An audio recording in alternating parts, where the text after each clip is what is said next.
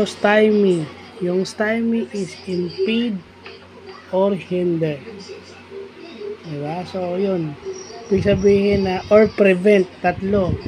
Kasi alam natin yung hinder, prevent, saka impede. Pero yung stymie, hindi natin ginagamit. So, yan. Vocabulary word extension. So, maganda, no? Lumalalim yung ating vocabulary. No? Hindi pa ulit-ulit.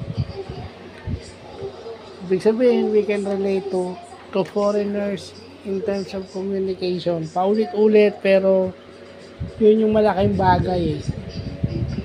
Para mas maintindihan natin yung mga foreigners. At one way na makikisama ka ng maayos is to communicate better. So dapat yung English is hindi dapat maging barrier. Kasi kung malalim yung vocabulary ng kausap mo, mahirapan ka talaga. So, yun lang po.